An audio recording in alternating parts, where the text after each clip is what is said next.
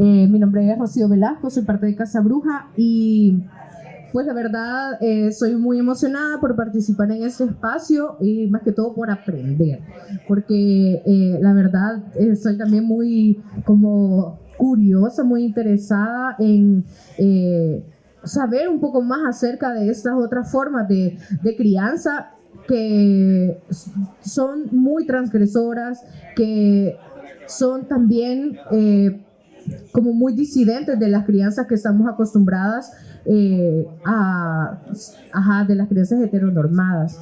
Entonces, bueno, me gustaría quizás en primer lugar que nos presentáramos también cuál es nuestro nombre, cuáles son nuestros pronombres. Bueno, buenas tardes, primeramente a todas, todos y todes.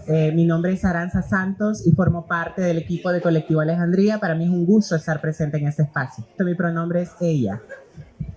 Hola, mucho gusto a todas, todos y todes. Mi nombre es Arlette Rivera, pertenezco al equipo de Concavis Trans, mi pronombre es ella y un gusto poder coincidir con esas personas que quiero mucho. También hablar un poco de esas maternidades trans también, ¿verdad? Porque soy mamá, recientemente soy una mamá de una beba de 6 meses. Entonces creo que es importante retomar este aspecto de ver también cómo van criando esos bebés y cómo también la maternidad trans también nos ayuda a nosotros. Hola, buenas tardes. Mi nombre es Lian Fernando y pertenezco al colectivo Cultura Trans y soy un hombre transexual. Tengo un hijo, yo creo que es el mayor de los que... tengo un hijo de 12 años. Ha sido una experiencia dura, créanme, y lo van a escuchar conforme va el conversatorio, porque no es fácil ser papá y tan joven, ¿verdad? Y ser un papá trans. Entonces, créanme que en estos justos momentos, con mi hijo estamos pasando una situación muy difícil. Él se ha descubierto como una persona bisexual. Y ha sido para mí duro porque sé lo que va a tener que afrontar y a la vez una felicidad enorme porque sé que toda esta familia que va a tener y las futuras generaciones que van a venir ya no van a encontrar esos prejuicios, pero sí créanme que actualmente es una situación un poco fuerte. De verdad que desde ya creo que hay como mucho en lo que podemos ahondar en ese tema, y como para entrar ya en la materia me gustaría como hacerles la primera pregunta, y es justamente eso: ¿cómo definen ustedes las crianzas que realizan? Desde el nombramiento, si las nombran como maternidades, paternidades o justamente como crianzas, ¿cómo lo nombran y qué significa para ustedes todo este proceso? En ese caso, creo que yo soy la única acá que no tengo la fortuna de ser madre aún, pero sí quiero ser madre en un futuro y me estoy preparando muy bien para eso. Así que, ¿qué creo yo acerca de las crianzas? Creo que las crianzas, viniendo de donde vengan, valga la redundancia, el amor tiene que proliferar enormemente. O sea, no puede haber una crianza sin respeto, no puede haber una crianza sin amor, ya sea una crianza heteronormada, una crianza con mujeres trans, con hombres trans.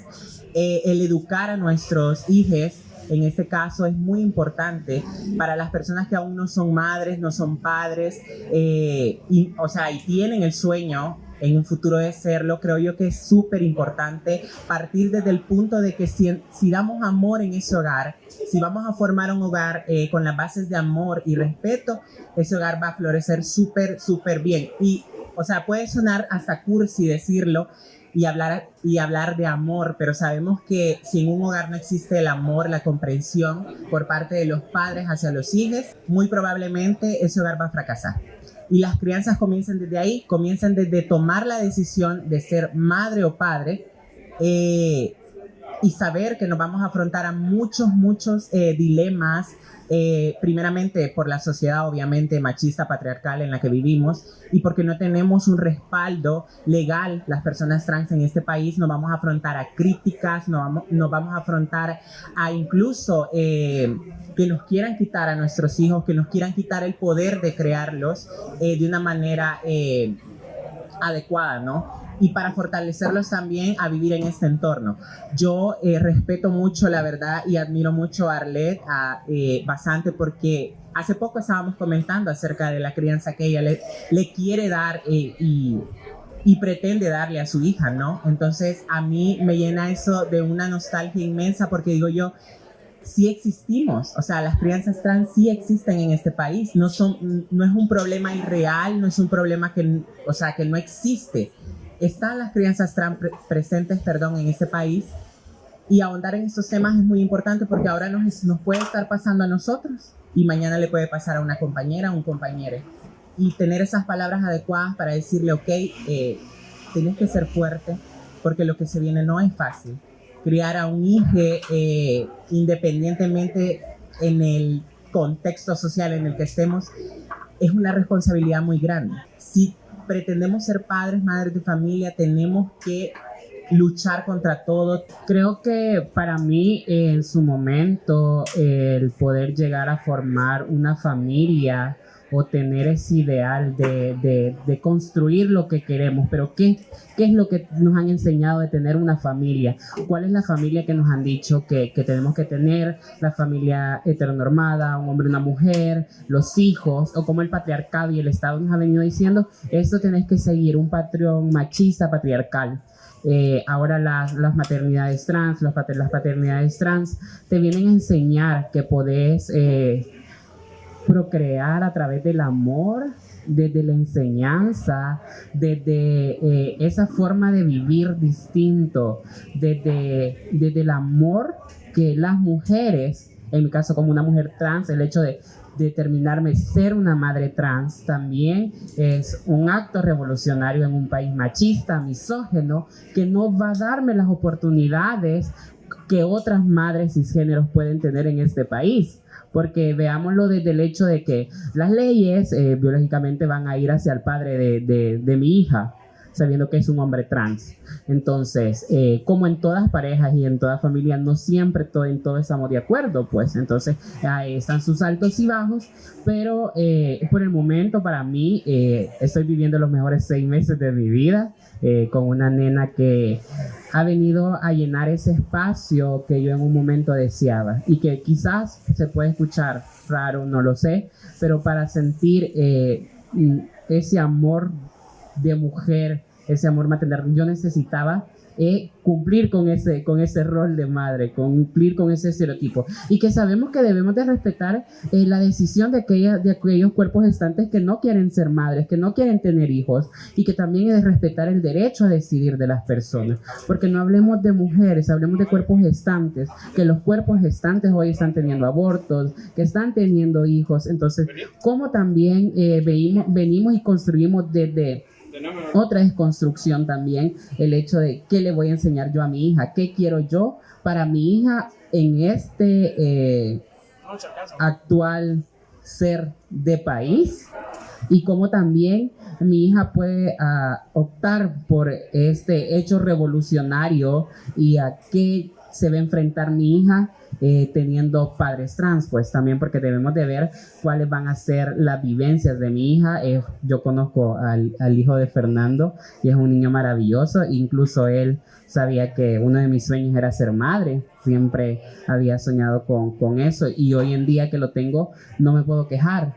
Pero también es el hecho de que es respetar la decisión, porque yo quise ser mamá, y no esperar que otra venga y te critique porque vos querés ser mamá, porque está en la decisión que todas y todos queremos formar una familia. Entonces creo que ese es también un poco el llamado, que si aquella mujer trans, aquel hombre trans, aquellas personas parejas gay quieren adoptar, respetemos y apoyemos, porque muchas veces lo que ha pasado acá es el hecho no poder apoyar la decisión o no estar de acuerdo de lo que la otra o el otro compañero quiere. Entonces es también el hecho de son hechos personales, porque acá no les voy a venir a hablar de otra persona, les voy a venir a hablar de mi vivencia siendo una mujer trans de 27 años en un estado que no garantiza mis derechos, y ahora vengo y me van a vulnerar más mis derechos por tener una hija. ¿Y qué cree el Estado que yo le voy a enseñar a mi hija?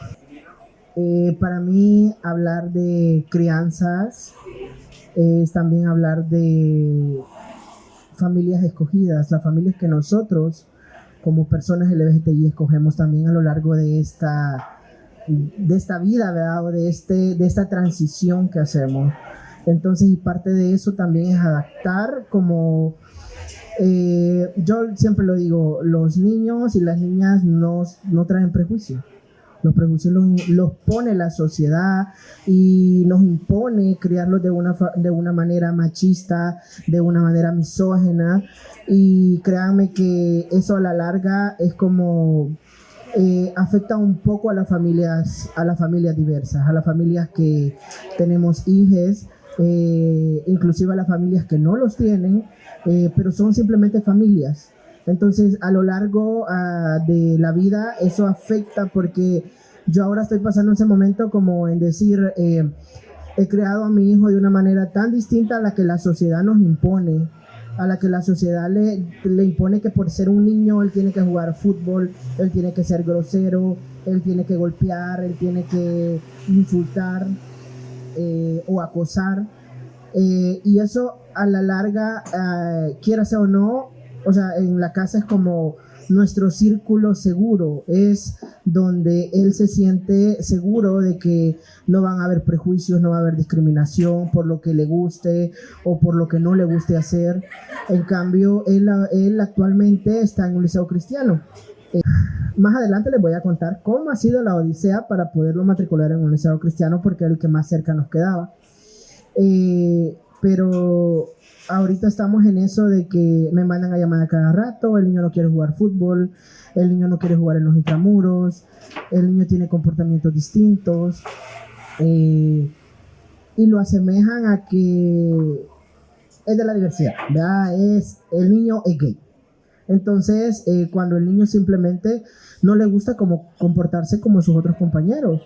Créanme que yo estoy pasando esa situación difícil ahorita, porque como le digo yo a mi hijo, sí, lo que te dicen en el colegio está malo, y lo que yo te enseño también está malo, o lo que en el colegio te enseñan está bien, pero lo que yo te digo está mal. Entonces, ¿cómo podemos afrontar la sociedad como padres y madres de la diversidad ante la sociedad? ¿Quién nos enseña a nosotros a que nuestros hijos no sufran bullying, por ejemplo? A que a mi hijo no le griten gay. Hace poco una compañera también me comentaba, una compañera de la diversidad, me decía, a mi hijo le aprietan los testículos y me he dado cuenta hasta ayer, me dice, solo porque no se comporta como un niño normal según la sociedad.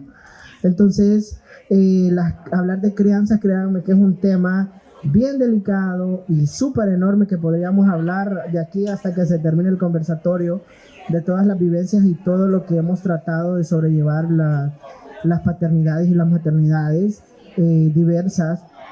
En mi caso, la crianza con mi hijo, créanme que en la casa ha sido muy excelente.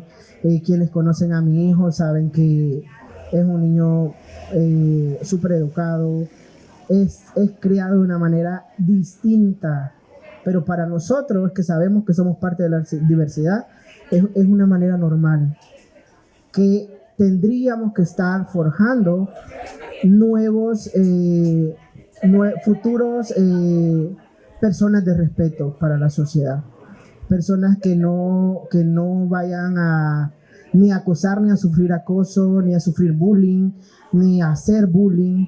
Entonces, hablar de crianzas para mí es un tema como que a mí me ha hecho feliz en el pasar del tiempo. He disfrutado a mi hijo, la policía me ha tratado de quitar a mi hijo, los vecinos cuando se dieron cuenta trataron de llamar a la policía en el CONE, en aquel entonces en el ISNA, y para mí ha sido duro, pero a la vez ha sido una parte feliz, porque yo digo, mi hijo no fue por una decisión que yo tomé, pero sin embargo he salido adelante con él, lo quiero, lo amo y le he tratado de dar lo mejor posible en el camino. Yo solo puedo decir que para mí y mi casa ha sido algo bonito criar a un niño de una manera distinta, pero afuera de mi casa está siendo algo duro y algo que quizás necesita apoyo, no solo para mí, sino para, así como hay dos compañeras que también son mamás trans. Hay muchas personas, hay muchas mujeres lesbianas, muchas personas queer que tienen hijos, muchas personas no binarias que tienen hijos y que nunca nos sentamos a conversar, mira, y necesitas apoyo, aunque sea solo escuchar. Créanme que eso es algo, es un soporte fuerte.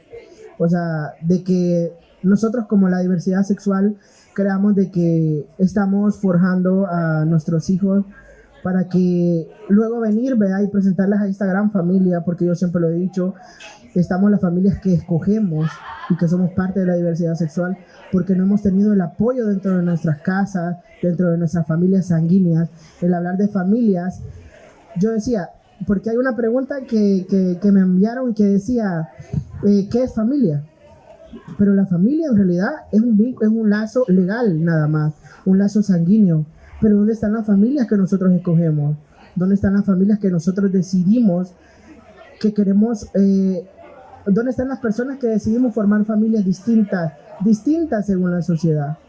O sea, distintas según la heteronormalidad que la sociedad nos impone. Sí, yo quería abundar un poco más en el hecho de que creo que las crianzas debemos hablarlas no solo de las personas que gestamos, sino que a cuántas familias, a cuántas de las que estamos acá nos tocó criar a nuestros sobrinos, a nuestras hermanas, a nuestros sobrinos, porque por lo menos yo conocí sacar todo ese amor materno en el 2015 cuando nace mi sobrino. Entonces para mí él se volvió mi mundo. Entonces, las crianzas diversas no solo vienen desde el hecho de poder procrear, sino es el hecho de poder acompañar a esta niñez que también en un momento pueda ser puede ser una niña trans, la que esté creciendo, puede ser un niño trans, un chico gay. Entonces, las crianzas no vienen solo del hecho de quién puede traer un bebé al mundo, sino que es el hecho de qué amor como tías, tíos le podemos dar a estos niños y a estas niñas. Entonces, creería que aquí todos y todas podríamos hablar de esas crianzas, porque hemos criado desde el amor, desde la resiliencia, aquella mujer trans criando un sobrino porque su mamá tiene que irse a trabajar y no hay quien cuide más a ese sobrino, se queda esa mujer trans, ese chico gay, esa mujer lesbiana, asumiendo ese rol del cuido, porque no lo veamos del hecho de si es mamá, es papá, sino que es el hecho de los cuidos, de quienes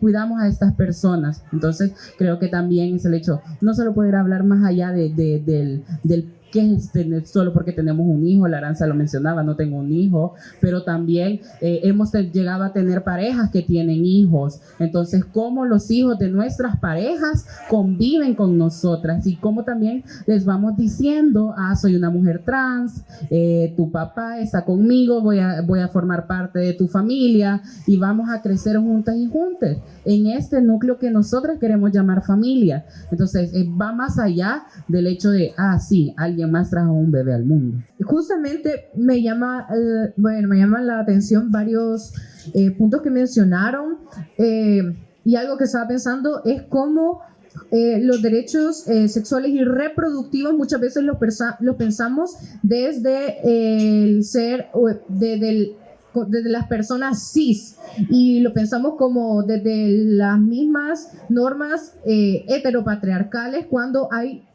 cuando también se les violentan los derechos reproductivos a las personas trans, y muchas veces se ha asumido a lo largo del tiempo que las personas trans no pueden o no van a poder llegar a tener familias, sean como ustedes mencionaban, biológicas o no. Cómo se asume y cómo también eso es una violencia a los derechos reproductivos de las personas trans. Otra de las cosas que me parecía bien interesante era ese tema de cómo la educación de estas infancias que son hijes de personas trans se tienen que enfrentar al sistema educativo, no solamente al sistema educativo dentro de la academia, sino a todo lo que de todo lo que aprendemos, y cómo una cosa es lo que se le puede enseñar a esas personas en la casa justamente de otro pensamiento, como otras formas de vincular vinculaciones, otras formas de comportarse con el mundo, y luego entras a este mundo, vas a la escuela, vas al colegio, donde el sistema sigue siendo tradicional, donde los estereotipos de género siguen estando sumamente marcados, donde es válido justamente la violencia a las personas desde que son pequeñas por ser nombrémoslo diferentes, y cómo se entra en ese conflicto también, ¿verdad? Porque qué es lo que, o sea, aunque por mucho que no podemos mantener a estas personas en una burbuja donde no quisiéramos que nada de esto les sucediera, ¿verdad? Porque tienen que enfrentarse al mundo. Entonces pienso que es muy complejo, me parece también, como justamente que mencionaban también procesos muy dolorosos. Por último, también me llamaba la atención como eso que mencionabas acerca de cómo las crianzas también son colectivas, cómo justamente todas las personas de todas las sociedades estamos involucradas de diferentes maneras en los procesos de crecimiento de otras personas, de diferentes edades, de diferentes identidades, en todo, y somos como parte de una red de vinculaciones y de aprendizaje, ¿verdad? Y como justamente eso, o sea, las personas, como eso que mencionaba, como la tía trans que cría también, o sea, y como en las familias muchas veces se dan esas crianzas colectivas, ¿verdad? También quisiera saber, como en esa misma línea de qué son las crianzas para ustedes, ¿qué significa para ustedes el nombrarse cuidadoras, cuidadores, madres, padres, o personas que desean también tener como una familia, dedicarse también a la crianza en algún momento de sus vidas, desde identificarse como una persona trans? El término crianza viene sujeto al proceso de cuidar.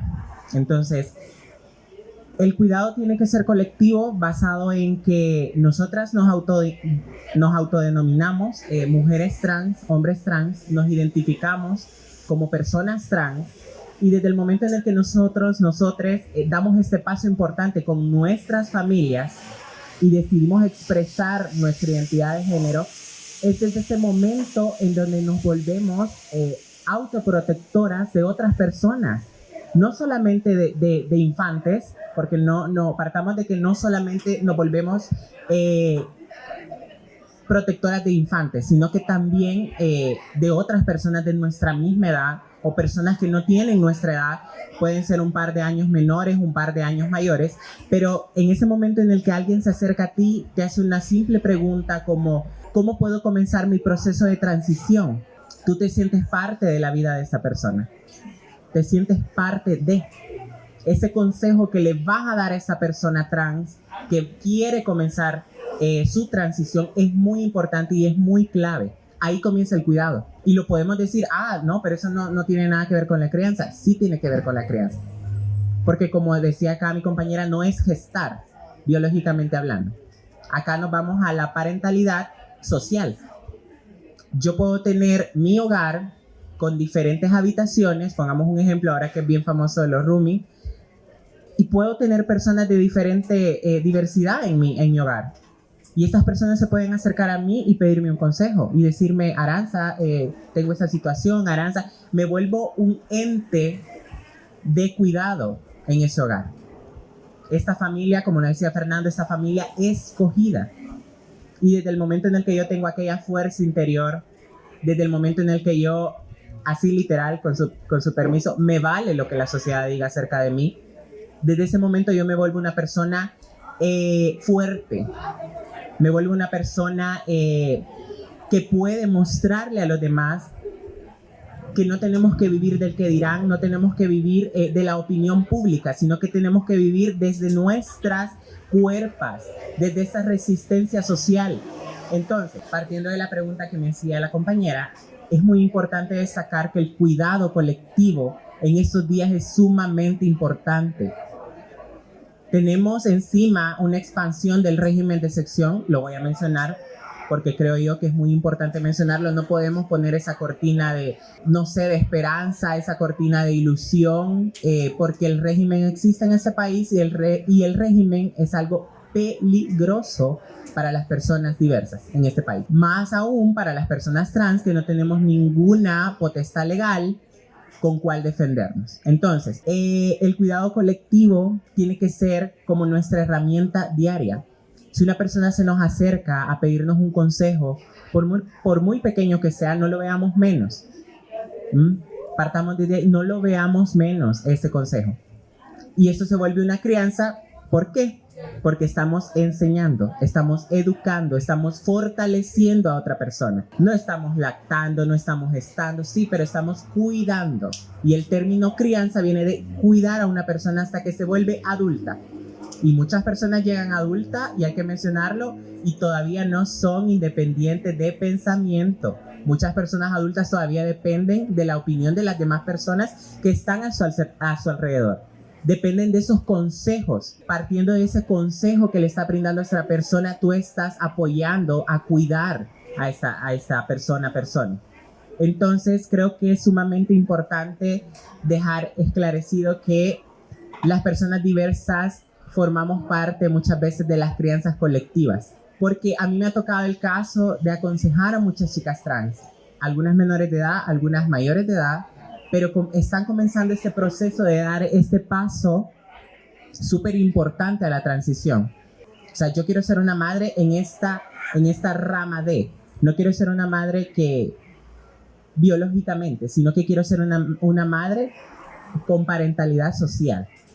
¿Okay? Yo quiero adoptar, que en este país eso no va a pasar, pues sé que no va a pasar, no se me va a permitir poder adoptar a un niño, lógicamente, pero es mi sueño. Y como lo decía al principio, yo estoy formándome la idea. A mis 25 años creo que tengo la estabilidad suficiente. Sí, soy bicha. Me viro vieja, pero soy bicha. A mis 25 años yo sé que tengo la estabilidad suficiente como para darle un hogar lleno de amor, de educación, económicamente hablando también, a un niño, ya sea recién nacido, ya sea de la edad de 5 años, un adolescente incluso. Yo sé que tengo, o sea, ese poder y esa fortaleza para darle una crianza segura a este niño. Creo que el poderme determinar como una mujer trans, siendo mamá, hoy en este contexto es otro acto revolucionario, como decir, soy una mujer trans visible para un Estado que no garantiza derechos. Por otra parte, es un mar de emociones en realidad, porque en algún momento afecta el hecho que tus pares, que tus compañeras cuestionen tu maternidad, de no sentirte acuerpada por otras mujeres, que sí es cierto, es algo muy distinto a la heteronormalidad, el hecho de, sí, una pareja heterosexual teniendo un hijo, claro, el papá de mi hija es un hombre trans, yo soy una mujer trans. Es el hecho de cómo también me ha llegado a afectar eso, el tema de que se cuestione mi maternidad, y yo digo, puta, ay, perdón.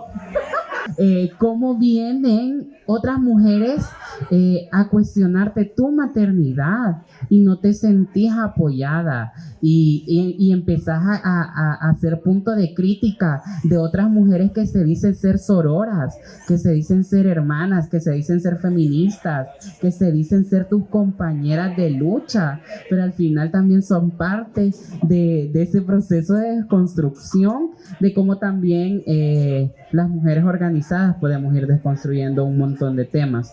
Entonces, como lo vuelvo y lo repito, sí es algo que había deseado por mucho tiempo y hoy en día lo estoy viviendo. No es fácil, pero al final creo que lo que queda al final del día es el hecho de yo quiero construir un mejor espacio, un mejor país para cuando mi hija crezca pueda tener las otras oportunidades que yo no tuve en este contexto, o cómo construyo un entorno distinto para esas infancias trans que vienen en camino, para esas niñas y niños trans que se pueden enfrentar a un montón de cosas como lo hemos vivido nosotros tres, pues porque entonces son conflictos del hecho de qué voy a llegar a hacer o cómo puedo ser una excelente mamá porque se me ha criticado mi maternidad.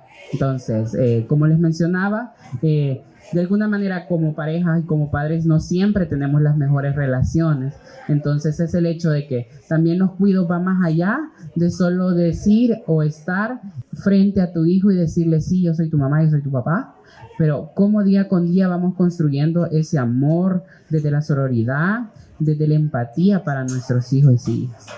En mi caso, creo que denominarme o afrontarme a la sociedad o a mi hijo no fue difícil porque en el camino yo le iba explicando, mira, yo soy tu papá, soy una persona transexual, naciste de mí, y tratar de explicarle un poco también de lo que es la diversidad sexual o lo que significa el ser LGBTI.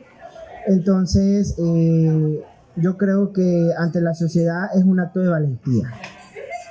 Ante esta sociedad es un acto de valentía, ya como lo decía la compañera, de revolución y de decir, yo soy un padre trans y existo, y así como la familia de la diversidad sexual, también existimos, y visibilizarnos también es un acto de revolución, pero más que todo de revolución de valentía, más que todo ante el actual, ¿verdad?, la situación que estamos viviendo. Entonces, eso un poco o sea, cómo se afronta, y hablar también un poco de la salud sexual y reproductiva para las personas de la diversidad sexual. Es un tema bien de violaciones a derechos humanos, porque yo también coordino un espacio de diversidad sexual, que es el espacio de cultura trans, donde tenemos hombres trans. Nosotros hemos tenido un montón de registros de violaciones a derechos sexuales y derechos reproductivos, ya que muchos de los hombres trans han querido ir a las unidades de salud, al sistema público, a solicitar métodos anticonceptivos, y los cuales se le niegan sin ninguna razón. Han pedido también preservativos, los cuales piden el DUI, y al ser personas de la diversidad sexual les dicen que ellos no tienen preservativo. Que vayan a la bici, ¿cómo se dice? Se les refiere a las clínicas bici. Inclusive a mí me operaron de un ojo y era como que lo primero que me dijo la doctora, mira, hay que operarlo del ojo, pero antes de operarlo del ojo le tengo que hacer una prueba de VIH. Y es como que a toda la diversidad sexual nos asemejan o asimilan que todas las personas de diversidad sexual tenemos VIH. Entonces, lastimosamente no tenía la economía como para decir, mire, no me la haga, me voy a ir, ¿verdad? Iba a quedar ciego de un ojo, ¿verdad? Entonces, todo ese tipo de violaciones a derechos sexuales y derechos reproductivos a la hora de ir y solicitar métodos anticonceptivos se nos niega a la población LGBTI en su gran mayoría. Pero si seguimos trabajando temas como el que el día de ahora se ha venido a hablar acá, y seguimos diciéndole al mundo y a la sociedad, y seguimos empoderando a las nuevas generaciones, que las familias trans existimos y vamos a resistir y nos vamos a acuerpar, creo que va a funcionar.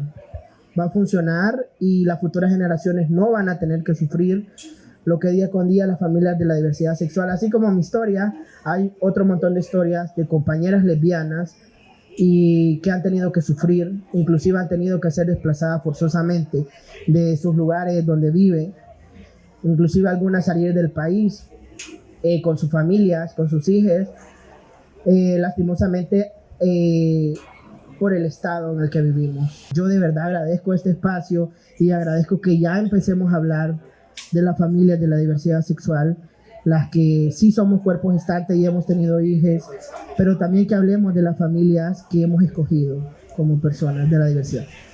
Siguiendo como ese tema de esos obstáculos que enfrentan las personas trans que son madres, padres, criadoras, criadores o que desean serlo, Me gustaría saber también cuáles serían para ustedes, Arlet y Aranza, justamente esos obstáculos que hay, que se enfrentan estas identidades ante estas crianzas. Y solo antes de ¿cómo hacerles la palabra? Quería hacer una acotación con lo que Liam mencionaba de cómo justamente todo este tema religioso viene a perpetuar estos estereotipos de género y viene a ser un ente, y que ahora hablábamos con Saida al respecto de cómo el cristianismo logró realmente crear esta idea de Dios, ¿verdad? No solo de pensarlo como un ente, como nos lo vende el cristianismo, sino de estas conductas, de esos pensamientos, de esas creencias que están que son tan parte de nuestro día a día y tan inmersas en todo lo que hacemos, lo que pensamos, en donde estamos, y que son formas de violentar a las personas por sus identidades, de violentar a las personas, de negarles derechos a las personas, justamente como mencionaban en el conversatorio anterior, nada más que por discriminación, no, pero como tienen estos espacios de poder, como las instituciones educativas, como instituciones de toma de decisiones, se pueden negarle el acceso a los derechos a las personas trans y a las hijas y a los hijos de esas personas. Pero bueno, esa era como una reflexión que quería hacer, y mi pregunta era esa: ¿qué obstáculos piensan ustedes que enfrentan las personas trans ante estas crianzas? Bueno, creo que uno de los mayores obstáculos por el momento es no tener acceso a una ley de identidad que nos reconozca como mujeres y como hombres trans. Entonces partamos desde ese hecho, desde que no tenemos el reconocimiento desde el Estado, desde ahí se nos vulneran los derechos. Entonces, vulnerándonos ese derecho a la identidad, se vulneran todos los derechos por los que ha pasado Liam, por todos los derechos que se me van a vulnerar a mí en su momento cuando ya mi hija tenga que ir al kinder, cómo tener que soportar a esta sociedad machista, misógena, y que sabemos que los padres y las madres también a veces replicamos todos esos patrones machistas, y que la escuela también de alguna manera son espacios de violencia para las y los niños, pero tampoco nos podemos quejar del entorno en el que viven los niños, porque los niños y las niñas van adoptando cosas que van viendo. Entonces, así como Fernando ha criado un niño excelente porque lo conozco, yo también quiero criar a mi hija de la mejor manera, pero estos espacios de la escuela, otros espacios donde se vulneren los derechos humanos, donde exista violencia, va a ser muy difícil, porque si no construimos un país libre de violencia, igualitario, lugares, espacios para las niñas y los niños, espacios seguros, no van a haber. Entonces, ¿cuál es? Una de esas barreras es eso, es el hecho de que no tengo una ley de identidad.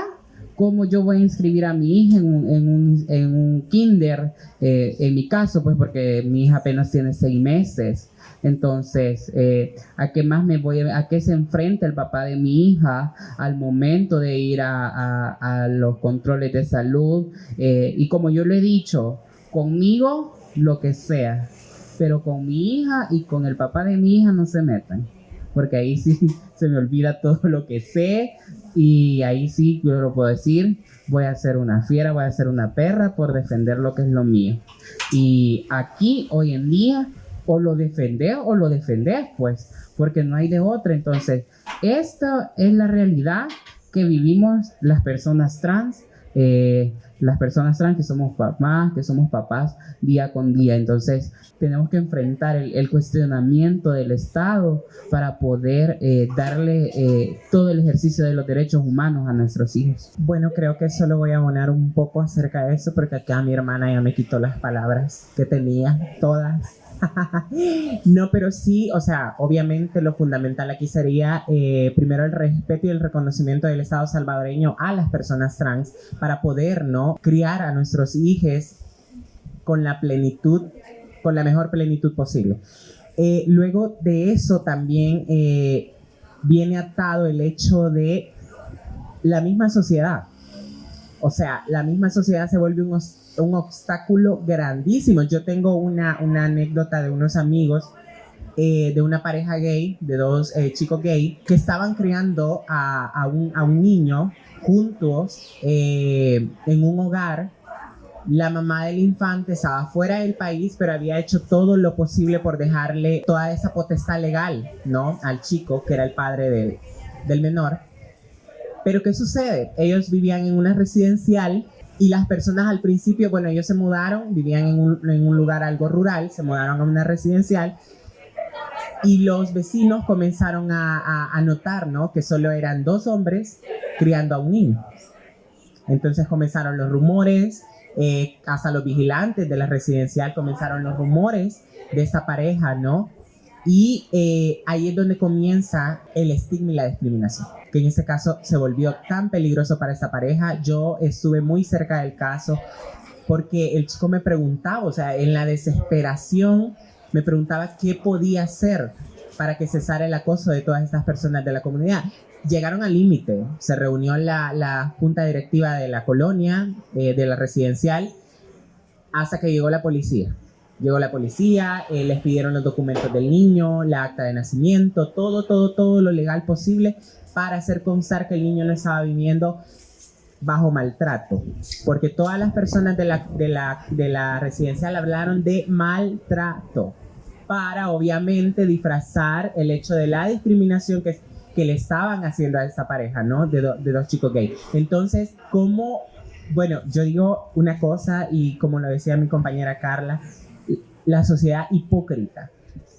La sociedad hipócrita. A mí me ha tocado estar y ser vecino de una pareja heteronormada que violenta a sus hijos, que los agrede de una manera impresionante, agreden hasta sus mascotas.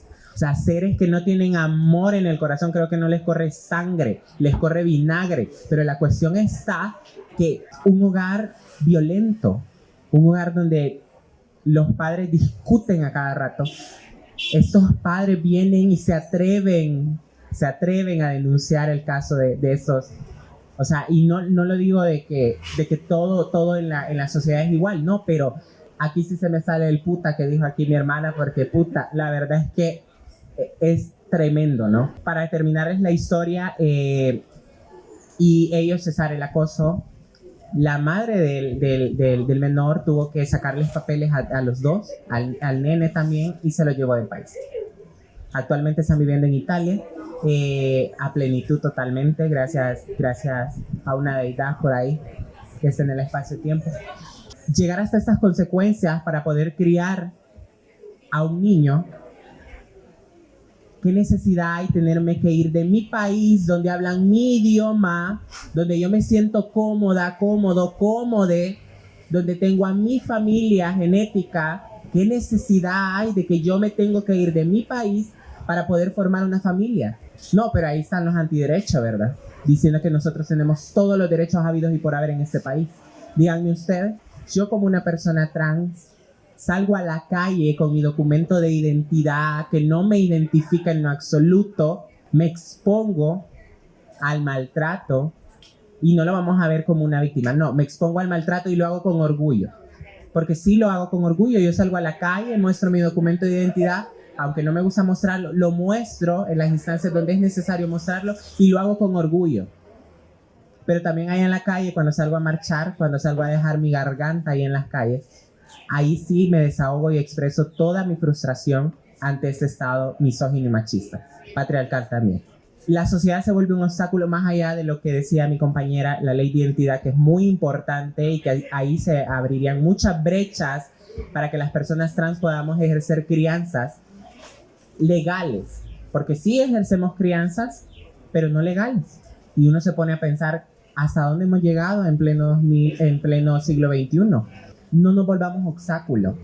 Y lo digo, no nos volvamos porque también dentro de la diversidad, y hay que decirlo, dentro de la diversidad hay piedras de tropiezo. Mi hermana lo ha vivido. Mujeres trans criticándole su maternidad. Cuando mi hermana deja el galí, deja allá el sudor en las calles por ellas, por tratar de ganarle al Estado. Mujeres trans criticándole la maternidad a ella. Chicos gay, mujeres lesbianas criticándole la maternidad a ella, a Fernando. Bueno, la verdad es que solo quisiera rescatar una frase que me gustó, que dijiste, que es un documento de identidad que no me identifica. Creo que me pareció como algo muy, muy fuerte, la verdad, y también todas esas experiencias que comentan y que justamente pienso que es tan necesario visibilizarlas, porque no se hablan, no se nombran, y eso ayuda a que se sigan volviendo legítimas. Entonces, bueno, quisiera, para ir como dándole ya cierre a este conversatorio, hacerle una última pregunta que justamente hemos como ahondado en ese tema de las crianzas, y me gustaría preguntarles cómo definen ustedes la familia, qué es, y que como mencionaba que ya se les habían enviado esa pregunta, pero me gustaría como justamente cerrar con eso, con las definiciones que tienen ustedes de familia. En los libros de educación, en la web, podemos encontrar términos de familia bien ambiguos, o sea, la familia nuclear y todo lo demás. Entonces, para mí, definir familia es acuerpamiento, un total acuerpamiento. O sea, porque yo no puedo partir de querer formar una familia si yo no soy una persona solidaria con mi prójimo. Si yo quiero dar educación, respeto, amor y todo lo que conlleva tener una familia, tengo que empezarlo a hacer con los que me rodean. No esperar tener una familia para dar todo este afecto que yo tengo. No, tengo que empezar a darlo con mis amigos, compañeros de trabajo. Entonces ahí se vuelve la construcción de la familia. Y como lo decía Fernando, las familias escogidas. Estas familias son muy importantes porque no me van a dejar mentir que muchos de los que estamos aquí en alguna ocasión en nuestra vida hemos escogido mejor vivir con nuestros amigos que con nuestra familia genética, perdón. Entonces, a mí me ha tocado el caso, a mí me tocó vivir por 6 meses con amistades y yo las consideraba mi familia, las sigo considerando mi familia, porque me acuerparon en el momento en el que yo más lo necesitaba. Entonces, el acuerpamiento para mí esa es la palabra que define una familia. No el lazo sanguíneo, ni el lazo afectivo. Qué bonito es ver una familia diversa. A mí me encanta. A mí me encanta ver familias diversas. Incluso en las series de Netflix, cuando de repente salen las familias diversas, yo, o sea, wow, digo, wow. Las admiro muchísimo. Así que para mí esa es la palabra que define familia. Yo voy por el mismo hilo de la Aranza. La familia es aquel espacio seguro, aquella red de apoyo que no es sanguínea, pero es aquella familia por elección que hemos decidido optar, como lo mencionaba Aranza. A muchas nos tocó salir de nuestras casas y buscar aquel refugio. Agradezco a aquella mujer que me dio su amor y todo su cariño, que es por la mujer que soy acá hoy en día, que soy la mujer que soy, que es una abuela feliz por el momento. Entonces, siempre he dicho que las hermanas, los hermanos, son aquellas personas que son ese espacio seguro, esa red de apoyo que está con vos en las buenas y las malas, y en las que te dice, mira, o sea, la estás cagando, pues. Entonces, salí de ese espacio de violencia. Justo alguien me dijo hace poco que yo hice una publicación, deja de que te importe el hecho de qué digan sobre tu maternidad, de vivir lo que tengas que vivir con respecto al amor de tu hija, más allá de lo que la gente tenga que decir. Igual reitero el hecho de cuando quieran amor, cariño, un espacio seguro, saben dónde estamos, cómo encontrarnos, y sabemos que para eso podemos ser una red de apoyo, pues, para poder salir de esos ciclos de violencia, para poder hablar, para poder estar más allá del hecho de que nos han enseñado a competir entre nosotros y entre nosotros mismos. Bueno, ya lo dice el sistema, que las familias son una construcción social, pero también desde las diversidades podemos crear familias, podemos ser familias, podemos acompañar y así convertirnos en la familia de otra persona que le han rechazado en su casa. Para mí, la familia se define en 2 palabras: solidaridad y amor. En eso se define la familia para mí. Bueno, les agradezco un montón por haber compartido con nosotras, con nosotros todas esas experiencias. Siento que he aprendido un montón personalmente y que siento que ahora tengo como ganas de saber más, como ganas de también, como justamente como lo mencionaba antes, de que se sigan hablando de estos temas, que se sigan visibilizando y que podamos ir transformando también como estas ideas que se tienen de las crianzas y también la forma en que se acceden a los derechos desde ser una persona que cría a otra persona, porque son las personas que están encargadas de generar a las adultas, les adultes del mañana, o sea, como han sido también las personas que nos criaron y con todos esos obstáculos que pasaron y más desde estas identidades disidentes. Entonces, les agradezco un montón y pues démosles un aplauso, por favor.